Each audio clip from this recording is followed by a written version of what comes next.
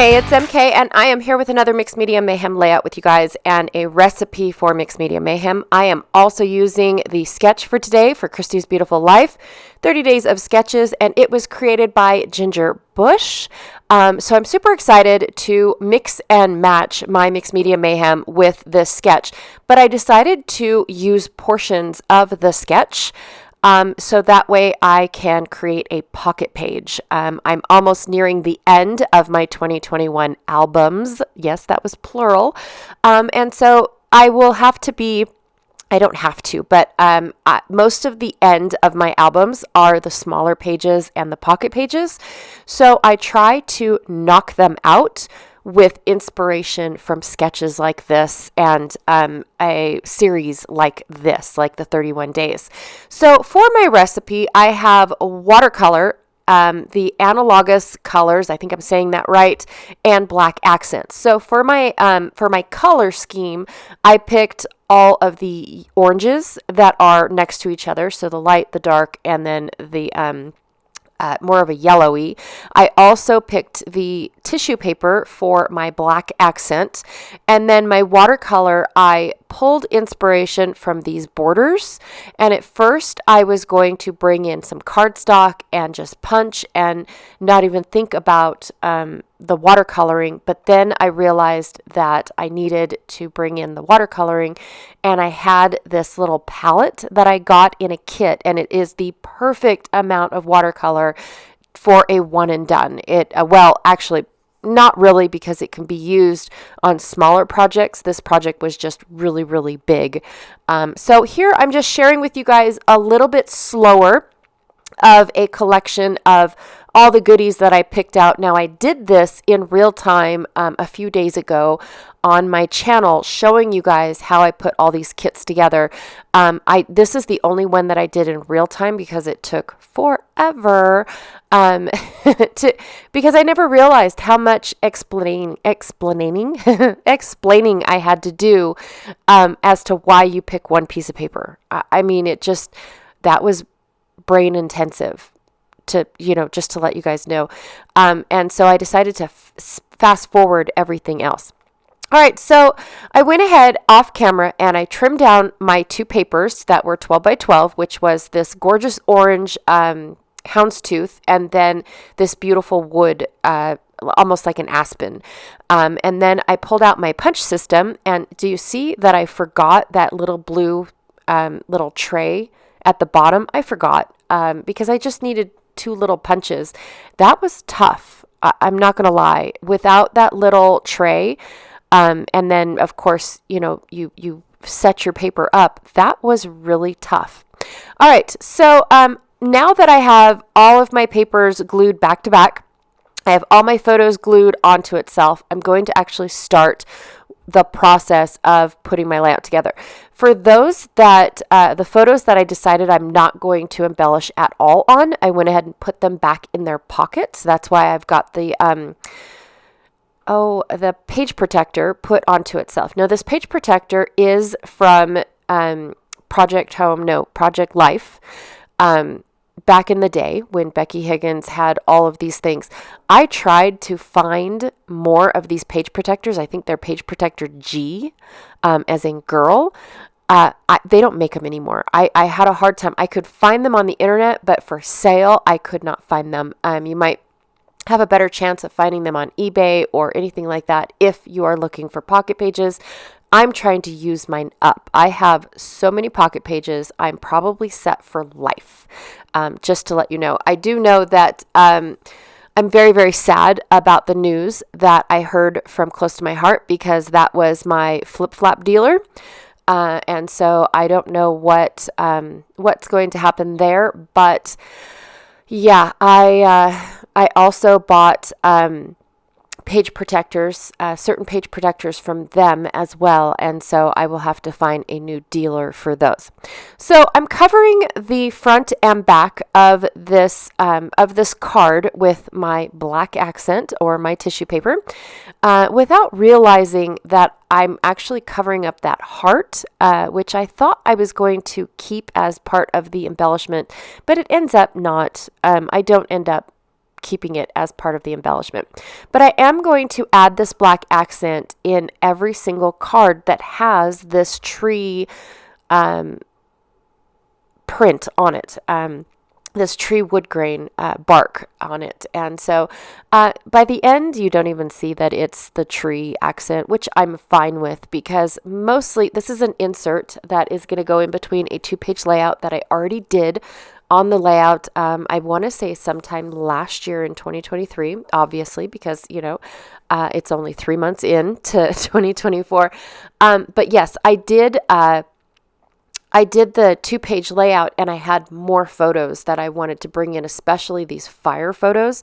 I love taking pictures of fires, you guys. The colors are just so fabulous. Like, you can't make those colors up anywhere. I absolutely love it. And one of the things that, what's it called? One of the things that I try to, I try to grasp in my photos is the mood and feel of the moment, and the fire is one of them. It's not that I'm a pyromaniac, I promise.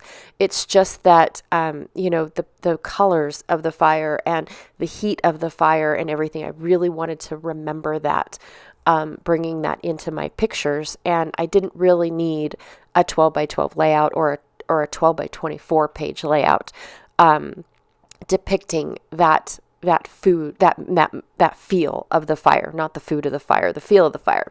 All right, so this is the little watercolor palette that I was talking about. Now, I got this palette in a kit that I had purchased from an eBay shop or an Etsy shop called For the Well of God. And she's got these cute little, almost like Bible journaling. Well, they're Bible journaling kits. And I was very curious in them. They've got stamps in them. They've got these watercolory little palettes, which, like I said, is absolutely perfect for a few little projects, or like this one, a one and done. I do end up using almost all the colors just to paint these stripes for my border punches on this white cardstock, which is basil white cardstock in marshmallow, in case you guys are curious. So it can handle this water without needing to be gessoed or anything like that. So I do have, just these really cool, they also come with stickers, the little embellishment kit. They come with stickers that are clear. So when you put them on your Bible journaling, it doesn't cover the words or anything. I mean, very well thought out, very, very gorgeous little shop that she has. And her designs are beautiful. I'm not sure where she comes up with them or if she creates them herself. I don't know, but they're very, very beautiful. And I found the shop off of another YouTuber, and that's how I ended up with this little kit, and the colors are just gorgeous.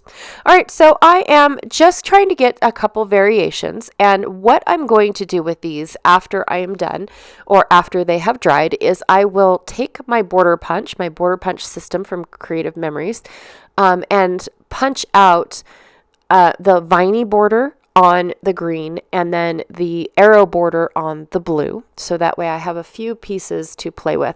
Now, I don't end up bringing the arrow border back. I actually just end up using the arrows themselves. It's not exactly what I was expecting, but it's okay. And then I wanted to color these craft pieces, but the color doesn't soak into them as well as I was hoping to. So I was hoping for a more sagey green, and instead I got a dirty brown, if there's such a thing. But I couldn't get the color to change much on these. I mean, this was a well put together craft piece of paper, and it definitely was not going to accept any other color, but it does get a tint to it. And so that made me a lot happier than trying to get, it to change color, which I knew it wasn't going to, but I really just wanted a different green, like that darker green that was in the cardstock embellishments that I don't end up using, by the way. Because I don't really know what I was thinking when I was pulling this stuff out. It's hard to tell when you don't have you have an idea, but you don't really know if that idea works until you have everything all cut out and laid out and everything. So what these little strips are going to represent is Ginger's arrows on her sketch.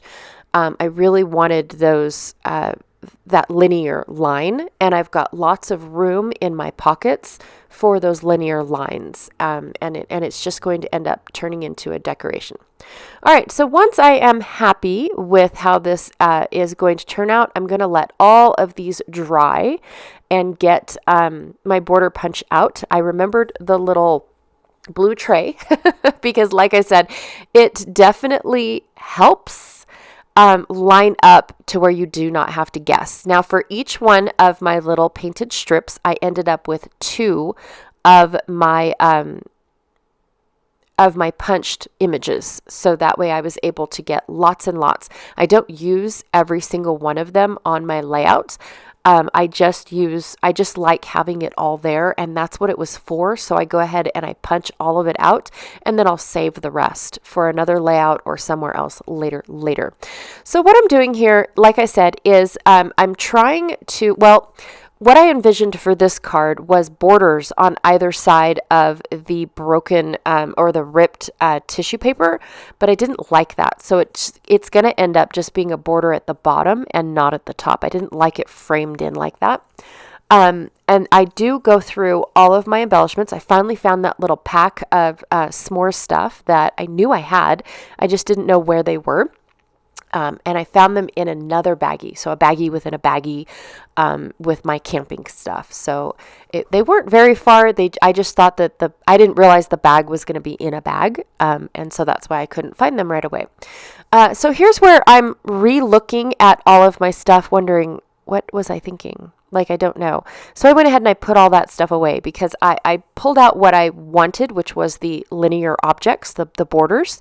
And now I'm going to go ahead and pull out these stickers. These are very thick cardstock stickers. I believe this pack is from Cartabella. Cartabella and Echo Park, I get confused because they're sister companies and they are very, very similar. I think Echo Park is the more of a kidsy collection. I'm not sure. Correct me if I'm wrong because I don't hardly shop from these guys, you guys. These guys, you guys. Anyways, but I do like the product when I do shop from them. But I think the Echo Park ones are more of the kidsy theme, and then the Cartabella is more of the classy. It is what I portray. And like I said, correct me if I'm wrong. So anyways, I decided to pull in these stripes that have all the colors, just trying to figure out how to bring in some of that red because some of the stickers I wanted had that red in it as well. And so I thought, oh my gosh, this is absolutely perfect to bring that red in ever so slightly. So I wanted this border to just show a little bit. So I'm having it tucked in, and then you can see that it also has the tissue paper behind it. So a little bit of that black accent. And I really do like it. So I'm going to fill in my arrows. Now these are not the painted arrows that I actually painted from the paper. They were the ones that I just had in my hand. The arrows that I put in are the ones that I punched out from the strip that I painted with watercolor. I'm grunging up the title really quickly. Now this is more like a subtitle rather than a title, and I don't have a whole lot of journaling, so I don't need this whole space for journaling. So I'm going to cover some of it up with the embellishments and whatnot, but not a whole lot. I do want a little bit of journaling on here, which I will not do on camera, you guys. I actually forgot, to be honest. I forgot to do the journaling on camera, so it won't be in the pictures or anything, because right as soon as I'm done recording, I usually take my pictures and then do my journaling and put everything back in my album. That way I don't forget where it goes. So here's where I just decided that I want my real title, which is #refresh, and then it's refresh around the campfire.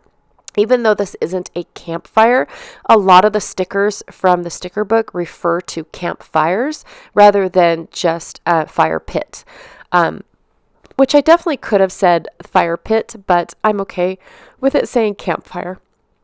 I really am, even though that's where our house is right behind us. You can see it. So no camping. And it ends up just being around the fire. I leave out the word camp because I realized I did not have enough space and I wanted to keep that linear line. I did not want to drop my my title down to my subtitle, or actually no, this is my title. I didn't want to drop it down to another line. And then up at the top, I decided to bring in some more of that color with just this little strip of the striped print from the sticker sheet. So here's my other card that I have to embellish, and like I said, I was hoping to keep that heart, but to be honest, you can't see it. It's almost gone. Like I can barely see it. So I'm going to try to build the borders, again representing the arrows in the sketch, but here's where the heart kind of disappears. I really bring up the border too much and I cover up the heart, even though I'm trying not to. Like I can see the heart perfectly fine, but in the video, you guys can barely see it. So what's the point of keeping it?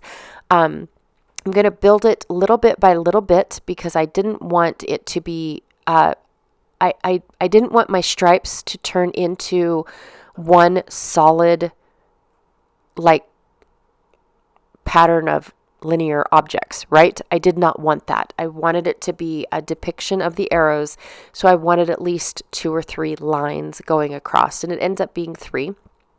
But I do put them one strip down so I can cut them across my card. Now, the reason why I didn't cut them down to 3 inches and then, add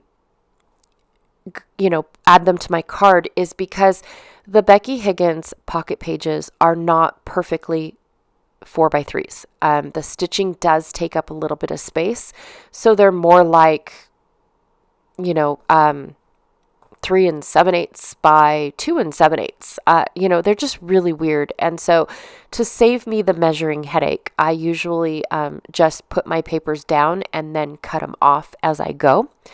And it just seems to work out much better than guessing at how long it is. Or I could cut them down a little bit more, like 6 1/4, and then just cut off a little bit, but this works out really well. So I'm adding my third little stripe. These right now are just the border strips. I haven't decorated anything yet.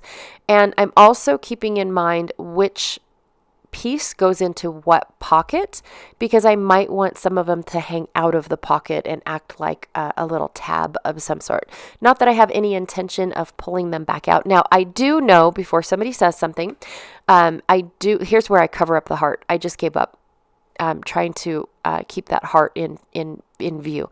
But I do have this page protector upside down. That is intentional and on purpose. So in case you guys comment later saying, I think your page protector is upside down. It is. It is intentional for it to be upside down. For this one, I really wanted the black accent to really be seen. So I'm only going to put a few pieces over on the side, but I flipped them and forgot that the card that I'm working on is actually not going to be the card that sticks out like a tab. This is the card that goes straight up. So I have to fix that. This is where I realized that. So I just have to scoot my piece of chocolate over a little bit more. Now, this is how I do s'mores. I don't do the pieces. I like the individual bits. I usually roast the marshmallows and give them to my children, and then they can have all the chocolate they want of mine. They can't have all the chocolate, but for me, I usually split my chocolate between all my kids, and then I eat the graham crackers. I'm a horrible s'mores eater because I don't like them, but my kids love them, and I love watching them make them because they all have their own unique style. Some of them like the marshmallows so burnt they're black, which is how my mom likes them as well.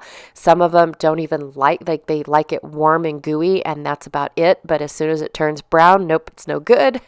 I mean, they're all individual when it comes to making the s'mores. It really is. So it's super fun. Watching the creativity that is possible in the making of s'mores. So I've got my husband, he likes to sit there and roast it until it's a nice golden brown. And then he puts it on, and you can actually hear the marshmallow crunch underneath the cracker and or the cookie and the chocolate. So I think that's fabulous. It really is. All right, so I just took my small die cut machine and flattened my flare so that way it could fit in this pocket and not be so bulky. It is bulky, but it's not as bulky as if it was not flat. I also am using the dead space in my photos for all of these little embellishments. I did end up doing a lot more in the dead spaces than I pictured. I thought I was only going to do about 1 or 2 pictures, but I ended up doing about 3 or 4 pictures. And what's really interesting about adding these types of things to dead space is it actually draws your eyes to the pictures instead of to the embellished cards, if that makes any sense. So for this pocket page, I actually have 2 empty pockets per side. So this one here has the journaling, and then I just have a decorative element that portrays my picture of Ginger's sketch. So here's my 3 little arrows per se. And then when you flip it over, I just did my own design because I really wanted that blank space and that calming effect because I felt like the other side was really busy. And then I brought in that more linear design in my photo, just not as far in my photo. Here is my title card, keeping in with that linear design. I really like that. And then another reason why I made the other smaller pocket, the 3x4 pocket card, go up and down is because my title card also goes up and down. And so I really wanted that design somewhere else on my layout rather than I have one design going up and down and everything else goes left and right. So anyways, that is my layout for today. I thank you so much for hanging out with me. I know it was a long one. Pocket pages usually are, but I cut out a lot so that way I can get straight to the process. If I was to leave in all the cutting of the photos and the papers and all that stuff and figuring out how everything's going to fit together, then it would be super long, you guys. It really would. I've even tried to do them in a live before, and I realized that I've had to pre-cut everything and make that decision before going live because it is super, super long. It's a long process, but I love the look of it and the finality of it. I absolutely love it. All right, you guys, thank you so much for hanging out with me today. I really, truly appreciate it.